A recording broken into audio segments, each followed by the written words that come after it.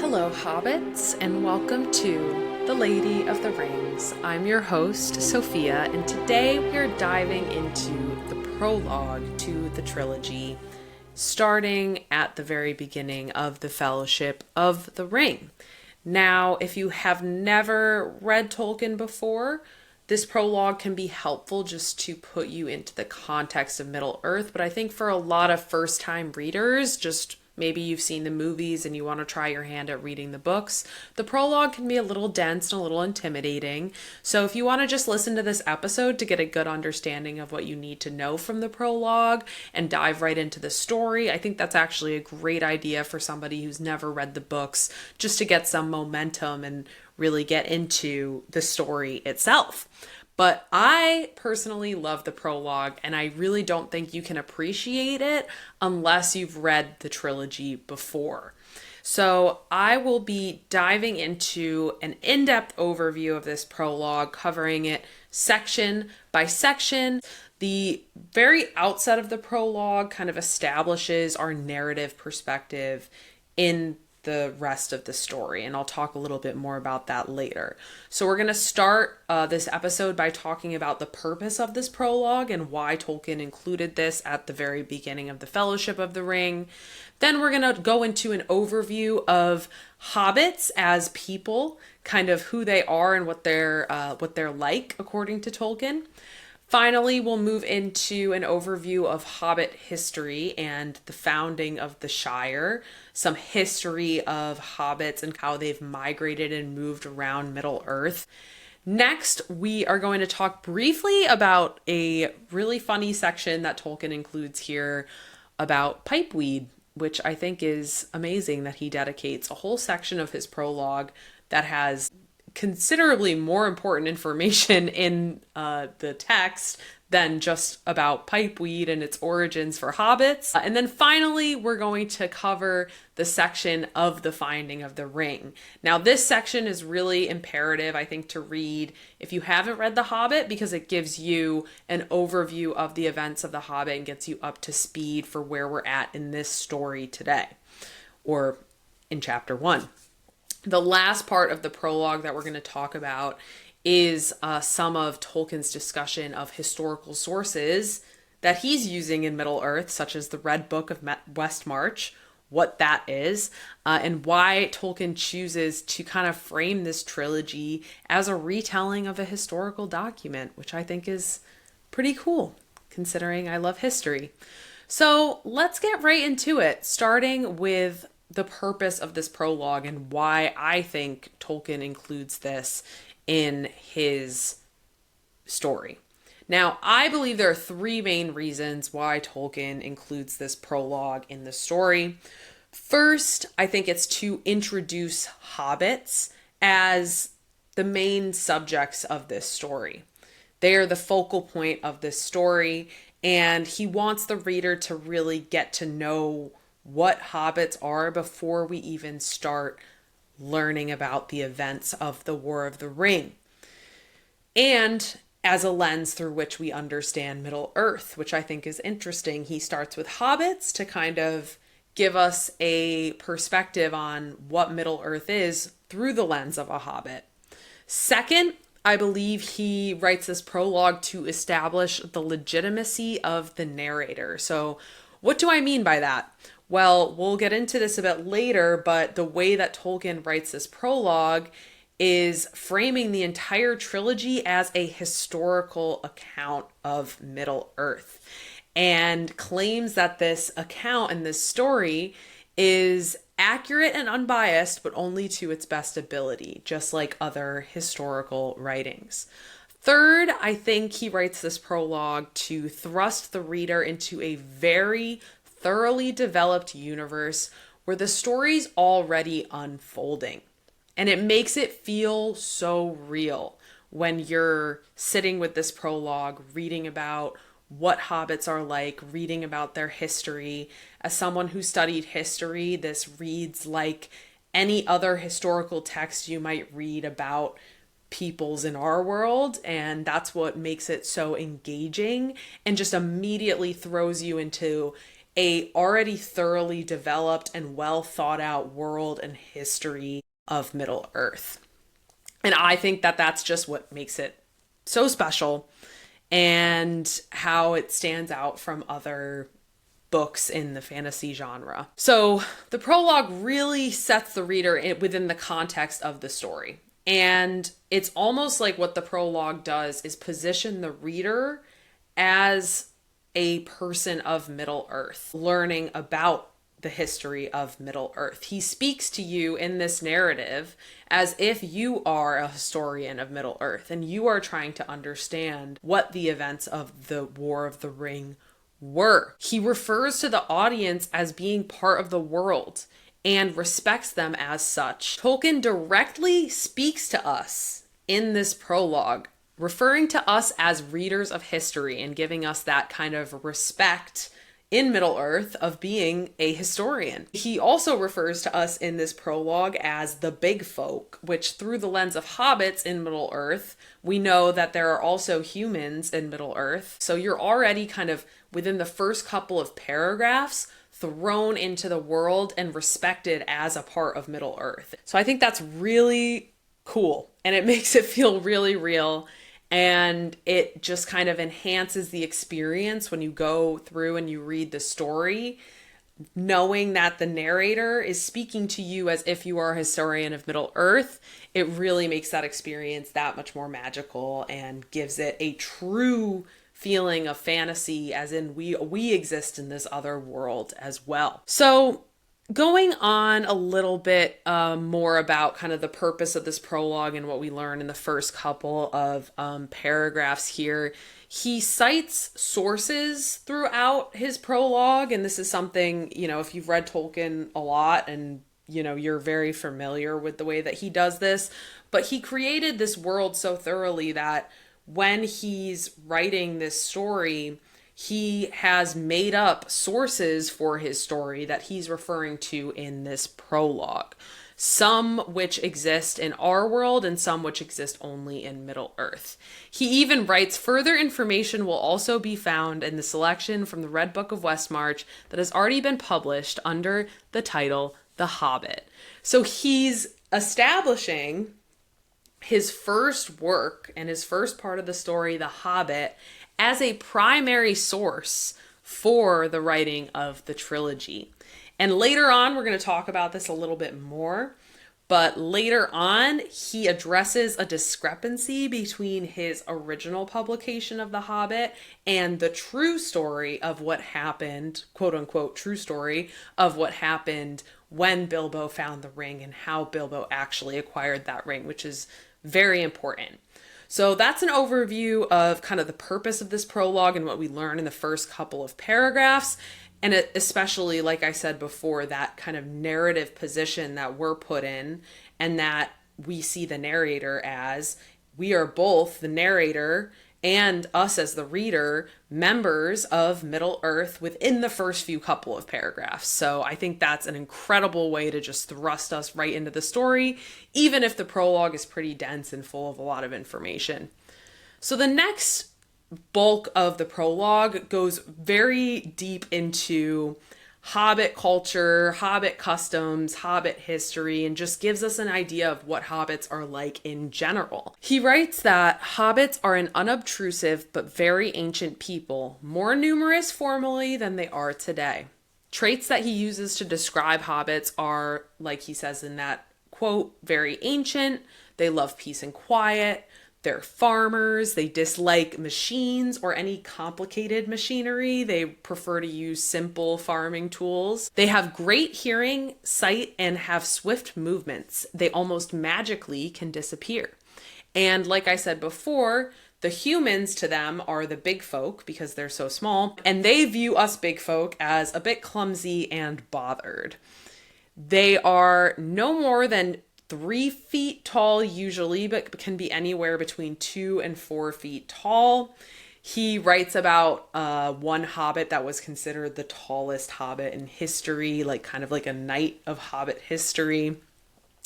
Specifically, he dives into a little bit more about what hobbits of the Shire are like. He describes them as merry and bright. They are fond of colors, especially yellow and green, which if you've seen the Peter Jackson films, you'll know that he definitely kind of used this prologue to give us a picture of what hobbits in the Shire would look like. He describes their feet, this is a little gross to me, as clad in thick curling hair, much like the hair on their heads, which was commonly brown. He also says that they have long, nimble fingers, good for crafting, and their faces were, as a rule, more good-natured rather than beautiful. Broad, bright-eyed, red-cheeked, with mouths apt to laughter and to eating and drinking. What a pleasant way to describe these creatures. I think it's just immediately fills you with kind of joy and silliness, and you're like, oh, these hobbits seem like so cute. He also writes that they eat 6 meals a day. So really what we're describing here and what we're learning is that hobbits are what we all want to be, right? Barefoot, eating 6 meals a day, merry, bright, not around a lot of machinery, peaceful, happy people. And it sounds great, honestly.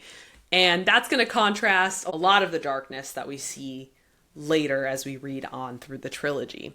So enjoy this while we're here. Let's just sit with these happy little hobbits for now. He describes the hobbits and the way that he talks about them reminded me a lot of an anthropological account of a people. He also talks about their kind of like, I guess, hobbit evolution is one way to say it. He says that in Middle Earth, hobbits are relatives of men or of big folk like us, and they came from men. But he also writes that they lived in Middle Earth long before anyone was aware of them. Their origins and beginnings are lost to time, and hobbits were of very little importance until the days of Bilbo and Frodo, which we're going to read about, which the narrator writes also have long passed. So again, positioning us as readers of history in Middle Earth, reading about a long forgotten past. And we're learning about these hobbits, and he's basically saying until these events happened in Middle Earth, nobody really thought hobbits were important or cared too much about hobbits. So once we learn a little bit about just kind of generally what hobbits are like and their characteristics, we move on to a history and geography of hobbits. Now, if I'm being totally honest, this section is, for me, a little bit hard to read, and it's a little bit dense.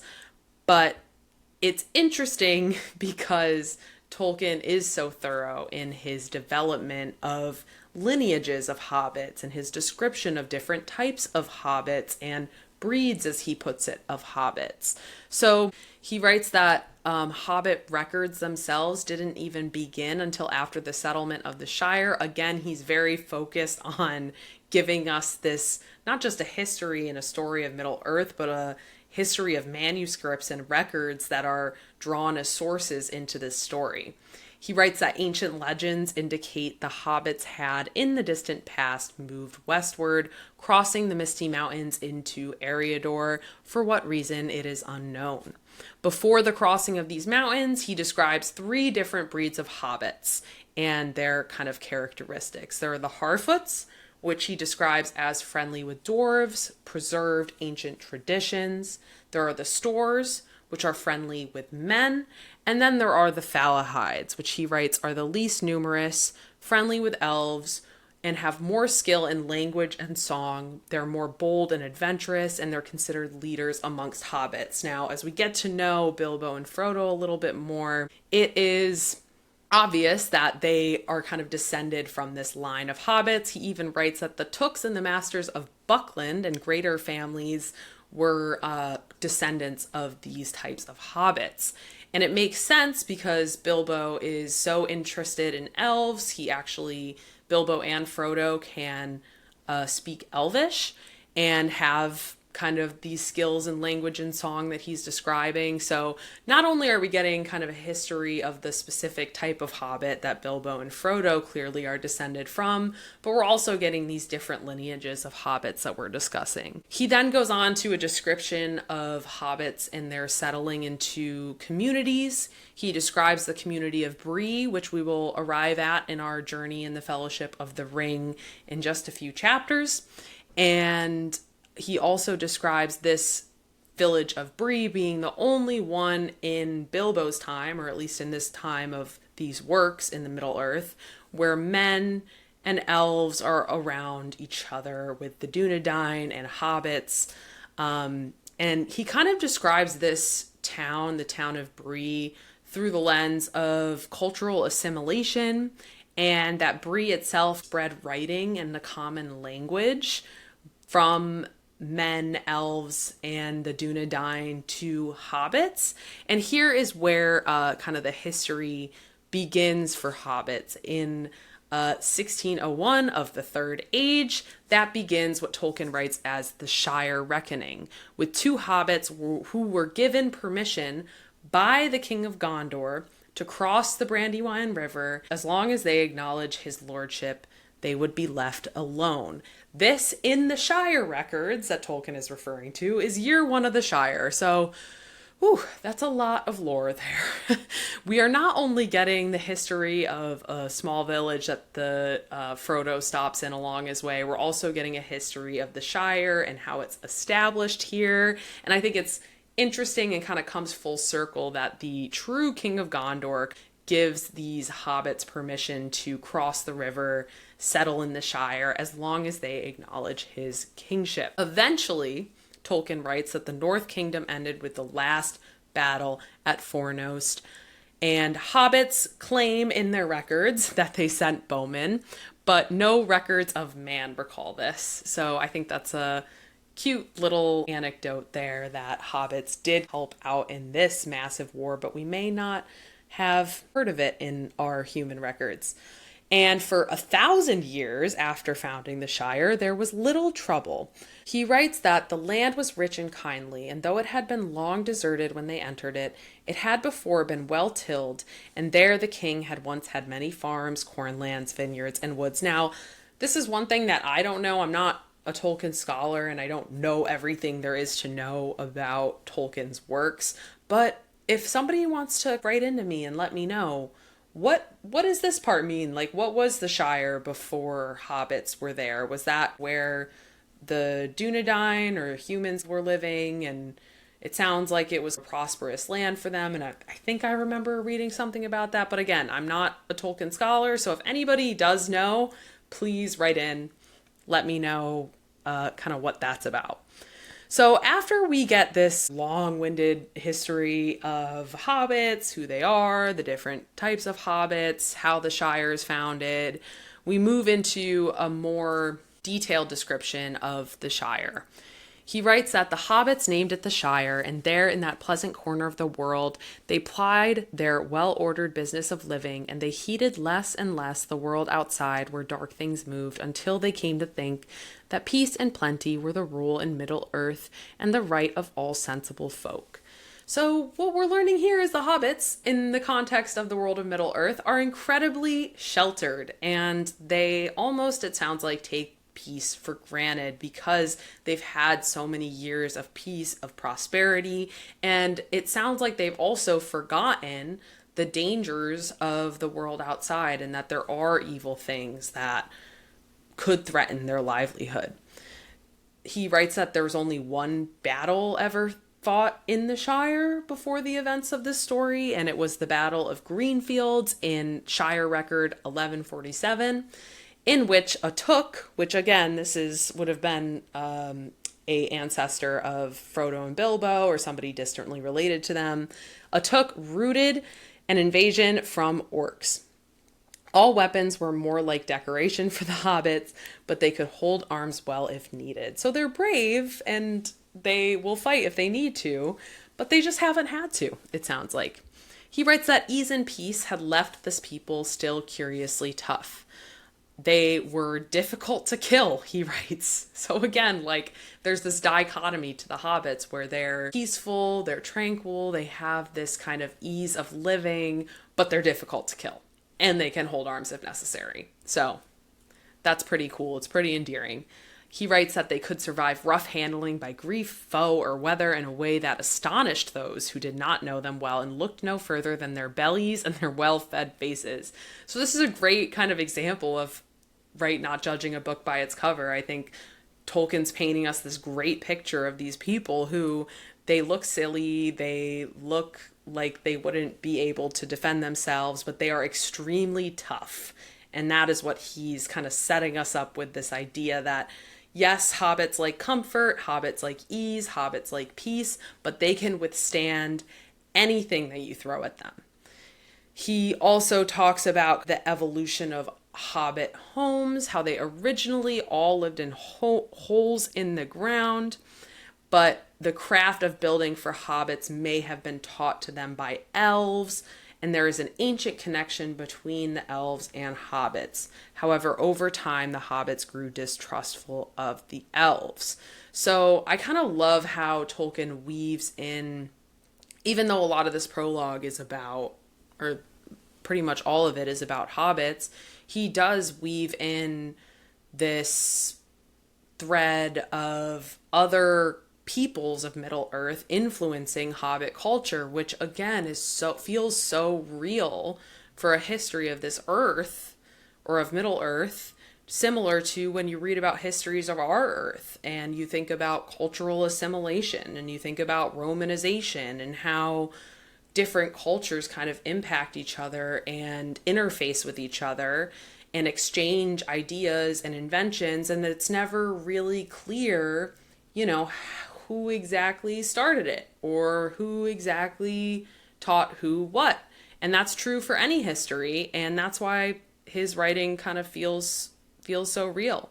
Again, he's treating us as historians of Middle Earth. He writes that their houses were usually long, low, and comfortable with round windows and doors, and usually inhabited large hobbit families. They are terrified of the sea, and many cannot swim. They were also very into family lineages, and they would draw these long and elaborate family trees and have books filled with, he writes, have books filled with things they already knew, set out fair and square with no contradictions. So it's almost like hobbits are they are creatures of familiarity, they are creatures of comfort, but we're learning they're tough, and they care a lot about their own people, and especially their own family lines. So those are the main things that we learn about in regards to hobbits as people, Hobbit history, the founding of the Shire and the Shire Reckoning, how they're kind of granted the rights to this land by the King of Gondor. Again, if anybody knows what the Shire was before that, or maybe I'll look it up and post some more content once I read a little bit about it. But interestingly enough, despite the hobbits being insulated, they are tougher than most would imagine, especially in times of crisis. So after all this talk about hobbits, we get to my favorite section of the prologue. Let me just pull it up here. Concerning pipeweed. Now, this section, it takes up a whole page easily, maybe a page and a half. And it's almost, it's about a quarter of the length of the account of finding the ring, which is crazy considering how much more important that part of the prologue is than Tolkien writing about pipeweed. And it's just so funny to me that he just dedicates a whole section of the prologue. It's like, before you read this epic trilogy about these crazy, world-changing events and emotionally driven stories, let's talk a little bit about pipeweed.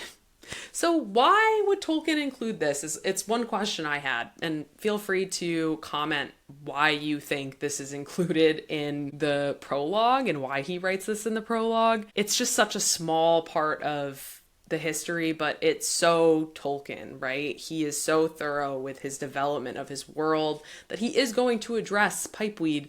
Maybe it's because of how important it is to the culture of hobbits and to the history of hobbits. He talks about pipeweed in this section, explaining its relation to hobbits. And again, why is this necessary information for the reader? I don't know, but that's kind of what we love about these books. We don't always have maybe a very clear and obvious reason for including something. It's just for the sake of including it, which makes it the hobbits and makes our love for the hobbits that much more endearing. So he also writes, I love this so much. This section, he writes, was informed by Meriadoc Brandybuck, who in the Two Towers, after they flood Isengard and they're sitting there, they're smoking their pipeweed. Merry loves his pipeweed. And Merry Brandybuck, enforces that hobbits were the first of Middle-earth to try smoking the pipeweed, also referred to as nicotiana or longbottom leaf. There are 4 names for pipeweed in this section, and likely Tolkien made up more. Again, this is a great introduction to the way Tolkien writes, because there's never just one name for somebody, and there's never just one name for something. And Tolkien was a linguist, and he understood how languages developed. And just like in our world, we have lots of different words for things. So it makes the world of Middle-earth feel that much more real when pipeweed has 4 different words for it, and a lot of characters have different names for them. At this point, this demonstrates the complicated kind of interconnections within a single type of people and between races of Middle-earth through the invention of smoking tobacco or pipeweed. Basically, Tolkien talks about all the discrepancies in the histories between all these different people, like in all these different Hobbit cultures, claiming that they were the first ones to smoke pipeweed. Obviously, Merry stands by that Hobbits were in fact the first to do this.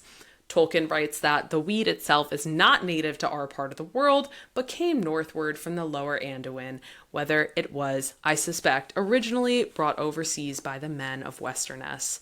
So the origins of pipeweed, they're discussed, again, as a very real history of botany almost, and the history of pipeweed reveals itself to the author, establishing more legitimacy within Middle-earth before we even get to anything important to our story. Tolkien writes that, one last quote about pipeweed that I had highlighted here. He writes that, even the Dunedain of Gondor allow us this credit. Hobbits first put it into pipes. Not even the wizards first thought of that before we did. Again, written by Merry. And I just love that so much. So let's get on to some more important things of the finding of the ring. I'm skipping a section of the ordering of the Shire just because I just don't really feel like talking about it. It's a little bit about Shire politics. And if you're interested, maybe I'll do some more content and I'll cover the ordering of the Shire and get into Shire history. But I really want to talk about this section of the finding of the ring because I think it's just such a masterful way to start the story. When he's already started the story with the Hobbit, but he's using the Hobbit as a primary source for understanding this history, right? So in this section of the prologue, basically what Tolkien does is give us an overview of the events of The Hobbit. We learn that Gandalf and 13 dwarves show up at Bilbo's door in the year 1341 of the Shire records. One question I had, why did Gandalf take Bilbo specifically? Was it because he knew about kind of Bilbo's lineage and his friendliness with elves or other races? In The Hobbit, I know he's supposed to be the burglar because he's good at sneaking and getting into the dragon's lair to help the dwarves. But another thing to think about, if you want to comment your thoughts on why Bilbo for this expedition, it's just something that's kind of always stuck with me. So they leave for this expedition in April, Tolkien writes, and the dwarves and company were successful in their expedition to rid the dragon from the hoard it stole from the dwarves. So if you haven't read The Hobbit, basically their goal is to reclaim this dwarven mountain that the dragon stole from them. The main story of The Hobbit doesn't really focus on the ring, but this section focuses a lot on the finding of the ring and not so much on the expedition and the purpose of that expedition that Bilbo took with the dwarves. One thing I had highlighted, it's kind of specific to what I was just talking about. Tolkien writes, "The matter would scarcely have concerned later history or earned more than a note in the long annals of the Third Age, but for an accident, by the way." So basically saying this whole quest to like go get the mountain back, not really important to later history, or to later people who are studying, like us, the audience, studying the histories of Middle-earth. It's not totally important and not critical or world-changing compared to the stories we're about to read. And it makes me think about why they had to make the Hobbit movies 3 films, which it would have been a great standalone film, but I think we can all agree on that. So the most important fact in the story of the Hobbit is that Bilbo finds the ring, which is what we focus on in this section. He's separated from the company of dwarves, and he's lost in the orc mines under the mountain when he finds the ring. Tolkien writes, "As he groped in vain in the dark, he put his hand on a ring lying on the floor of a tunnel. He put it in his pocket. It seemed then like mere luck." This is a huge moment that propels us into the rest of this story. Bilbo finding this ring by luck. Now, if we know what we know about the ring and its kind of sentient abilities, maybe it wasn't luck. One question I had was, how did the ring end up left on the ground of a tunnel without Gollum keeping it safe? Kind of speaks again to our discussion of the ring being sentient and making its own decisions, almost like the ring knew that Bilbo was going to come across it. It is added here that Gollum always keeps the ring safe with him or on him when he's hunting or spying on orcs. So back to my question, Tolkien's writing in here, Gollum always keeps the ring on him or close to him when he's hunting or spying on orcs. So the fact that it was just left on the ground in the tunnel, very peculiar.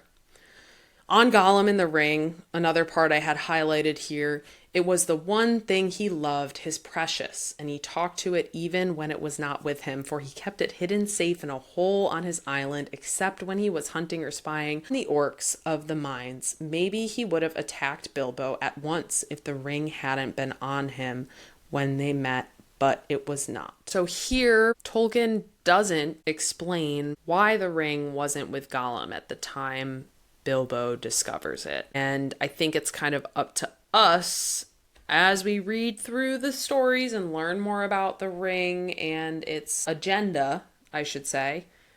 It's up to us to kind of ask that question right now. What's going on here? If you're writing that Gollum is so concerned with his precious ring and he always knows where it is, it just ends up on the ground. Another question I had is like why the ring ends up on the ground. I know the ring wants to be found. The ring, we'll learn later, wants to return to its master. So why hadn't the ring slipped off Gollum's finger or been dropped by Gollum in the tunnels earlier? And why was it just this one time when it's a hobbit who is usually never or maybe never has been in these orc tunnels somehow comes across it? Does the ring want to be found by Bilbo? Or is there some other force at work that wants Bilbo to find the ring because of who Bilbo is? Because Bilbo's not necessarily going to return the ring to, or be the best vehicle to return the ring to its master, right? Because Gollum held on to it for so long. We'll definitely talk more about this as these things are revealed in the chapters, but these are just a lot of questions that I continue to think about, even though I've read these books a couple times. So once Bilbo encounters Gollum, Gollum challenges Bilbo to a game of riddles. He's kind of playing with his prey, unaware that Bilbo has his ring on him, but he knows Bilbo has a sword. So because Gollum doesn't have the ring on him and he knows that Bilbo has this sword, Gollum at this point thinks the ring is back on his like little island. He's not immediately attacking, immediately killing Bilbo. So all of these events that are happening at once are all lining up to make it the perfect situation for Bilbo to get away from here with the ring. So again, like, what forces are at work here? Is it the ring? Because I'm like, what does the ring want here from Bilbo? It's just interesting. So Bilbo wins this game of riddles by asking Gollum the question, what is in my pocket? To which Gollum cannot answer. Again, if you've read The Hobbit, if you've seen the movies, you know this part. Bilbo insists Gollum keeps his word, which was leading Bilbo out of the tunnels. Bilbo said, if I win this game of riddles, you lead me out of the tunnels. Tolkien describes Gollum losing the game of riddles through another historical lens. So this specific part of The Hobbit is contested in our sources for how the ring came to Bilbo. He writes that the authorities, it is true, differ whether this last question was a mere question and not a riddle, according to the strict rules of the game, but all agree that, after accepting it and trying to guess the answer, Gollum was bound by promise. Such promises were held sacred, and of all old but the wickedest things, feared to break them. So he's letting us know that in this moment, Gollum is so messed up. He's so wretched. He's so evil in his heart that he does not keep his promise, even though this is a very sacred thing in Middle Earth. He writes, once his precious was with him, he would not fear any weapon at all. So Bilbo's essentially in trouble, right? According to Gollum, because Gollum thinks he can just go back, get his ring, just kill Bilbo, and he's out. Gollum breaks his promise to lead Bilbo out of the caverns because he thinks that he can get the ring and kill him, basically. He returns to his island and hopes to find the ring there. When he realizes Bilbo has the ring, he's immediately murderous. Like, he is ready to kill Bilbo.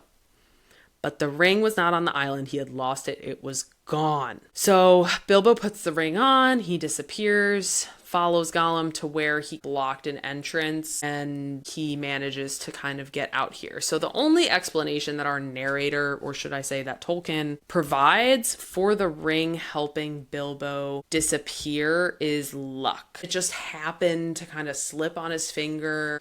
And again, is this luck, or is this the ring wanting to be found, or is this other powers at work? He writes, once more he was saved by luck, for as he ran, he put his hand in his pocket and the ring slipped quietly onto his finger. Bilbo follows Gollum to the way out of the caves, escapes him and the orcs, and hope comes to him. And I love this overarching theme of hope throughout all of the stories, that no matter what situation they find themselves in, there's always this kind of flicker of hope that we have no matter what. Bilbo does consider killing Gollum when he is invisible, we learn. Why doesn't he kill Gollum? Tolkien writes, pity stayed him, and though he kept the ring in which his only hope lay, he would not use it to help him kill the wretched creature at a disadvantage. So really, what we're being introduced to is this idea of pity and this kind of overall theme of the power of pity and not using your power, whatever situation you may be in. You're not using that to mindlessly decide to take another's life away. Now, the decision to spare Gollum is very important to the story. It will cause kind of a string of events that Tolkien did not necessarily see when he was writing The Hobbit. But if you listen to my episode about Tolkien's foreword, where he writes about his creative process and how the story unfolds, he basically just lets these events impact each other, kind of like the butterfly effect. Like, one thing happens, Bilbo sparing Gollum's life, and it causes this whole chain reaction of events so that the end result would not have been nearly the same if this one small decision had been different. And it's a very interesting, almost philosophical way to think about things. So the narrator reveals that Bilbo's first story and his first account of him attaining the ring that he told to his dwarf friends and to Gandalf at first was entirely different. And the narrator also tells us that the first documented story about it is different as well. So if you read The Hobbit, you'll hear a slightly different account of how Bilbo attains the ring. So we learn that Bilbo claims at first that the ring was offered to him as a present if he won the game. And this claim you'll read about if you go and read The Hobbit, because Bilbo in this universe wrote The Hobbit. And that's the source that we're referring to here. Since he won the game and he already had it, then it was rightly his. But Gollum went back to the island and found the ring gone. Tolkien writes, being in a tight place, he said nothing about it and made Gollum show him the way out as a reward instead of a present. So what we're learning here is that the ring makes the bearer feel as though it was meant for them, gifted to them. And so Bilbo kind of makes up this story about his right. It's almost like a divine right, his right to the ring as his present. Like it needs to be his. As soon as he lays eyes on it, it is his and he has a right to it. So Gandalf does not believe Bilbo's story right away. And he presses him until he gets the full truth out of Bilbo. Gandalf is superstitious and his intuition tells him that he is immediately curious about the ring. He doesn't believe him and literally just presses Bilbo until he gets the full story from him because he feels like something is off. And this puts a strain on their friendship, which makes me kind of sad, but it shows us the effects of this ring on Bilbo, right? He's lying. It's putting a strain on his friendship with Gandalf. Tolkien writes in regards to Gandalf, he thought it important and disturbing to find the good hobbit had not told the truth from the first, quite contrary to his habit. The idea of a present was not mere hobbit-like invention all the same. Gollum called the ring his birthday present many times too. So Bilbo escapes, he keeps the ring a secret and holds it in his pocket on a chain for some time in the Shire, sharing info only with Gandalf and Frodo. Bilbo's actions, hiding the truth from Gandalf and his friends, referring to the ring as a present, which is interesting as well. Why does this ring make the impression of wanting it so bad? But not just wanting to possess it, wanting it to be gifted to them, given to you by some power, by some force. So let me know your thoughts on that. Kind of hurts my brain a little bit to think about, right? It's not just, oh, I just want it. It's like, no, I want it to be given to me. I want it to be meant for me. So it's this whole deeper level of possession that the ring takes over people. The last part of this section of the finding of the ring, I highlighted, he returned to his home at Bag End on June the 22nd in his 52nd year, Shire record 1342, and nothing very notable occurred in the Shire until Mr. Baggins began the preparations for the celebrations of his 111th birthday, Shire record 1401. At this point, this history begins. So now we're up to speed. Tolkien's gotten us up to speed on the events of The Hobbit, what's important, kind of cleared up some manuscript errors, some record errors, giving us this narrative lens of we are historians of Middle-earth and learning about the events of this War of the Ring.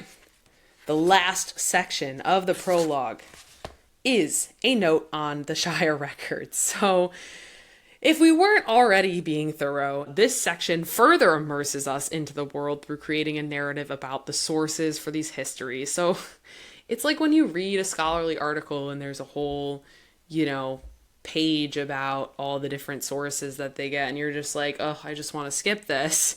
But Tolkien takes the time to write all of the records out and write his sources out. And mind you, these are not real sources, obviously. He has made up all of these sources. So that is how thorough he is in creating this as a realistic world. He explains that interest in the history of the Shire did not begin until after the events of the Third Age, which is covered in this book. He highlights collections of historical records and books that became as a result of the influence of hobbits. He also says that before the Third Age, Hobbit history was mainly an oral history. Again, very similar to histories of our own, many of which were not written down until later times and therefore have some errors, inaccuracies, and we don't know the full truth. It gives the story some mystery, some real life mystery. The narrator explains that the sources for the writing of this tale mainly come from the Red Book of Westmarch. He writes, "It was in origin Bilbo's private diary, which he took with him to Rivendell. Frodo brought it back to the Shire, together with many loose leaves of notes, and during Shire record 1420 to 1421, he nearly filled its pages with his accounts of the war." Therefore, much of the information that we're getting in these books here from the narrator is drawn from the Red Book of Westmarch, which starts with Bilbo writing the events of him finding the ring and is finished by Frodo and his story about the war and the events of the trilogy. He adds it also includes genealogies and histories of the hobbits involved in the War of the Ring. You'll find those actually in the appendices to Return of the King. You think you're done with the book, and then you get all of these wonderful extra details and facts about the characters and their lives and their histories as they continue on, because us as readers in Middle-earth are reading from a time far in the future from the events of the trilogy.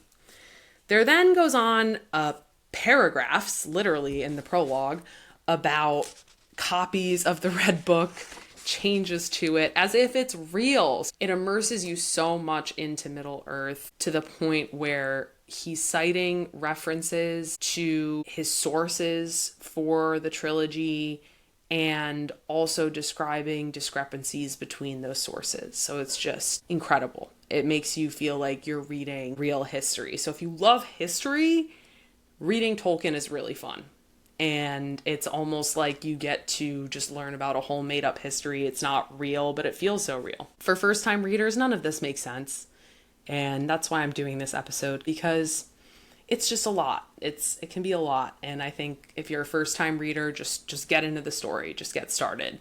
Don't worry about being perfect and understanding everything. And also, like I said, there are some spoilers in the prologue. But that being said, it is so detailed and immersed in the sources for the history of Middle-earth that it shows his dedication to detail, which I love so much. So thank you so much for listening to my overview of Tolkien's prologue to The Lord of the Rings. Definitely comment on Spotify, on TikTok or Instagram at Lady of the Pod with your thoughts about anything that I questioned or was wondering about in this episode. I already have episode 1 out covering chapter 1. Episode 2 is coming out 1 week from today. So keep reading, stay tuned. Like I said, follow me on Instagram, on TikTok at Lady of the Pod. I also started a YouTube channel and post all of my episodes on YouTube as well. Please just join the community. I really want to create a group of people who love these books to kind of just geek out over everything and discuss our favorite moments in the chapters. I would love your feedback. I'm still new to this. I'm still learning, but I'm so glad you're here with me. So thank you again so much for listening. I'm having so much fun doing this, and I've already gotten so much support. So I really do appreciate it so much. But for now, go on with your happy Hobbit lives. We'll be back again next week with chapter 2 of the Fellowship, Shadow of the Past, which is a very dense but incredible chapter. I love it. It actually is the oldest chapter of the trilogy. Fun fact, so get excited for that. Thank you so much for listening. I'm Sophia. This is Lady of the Rings. See you next time, and don't forget second breakfast.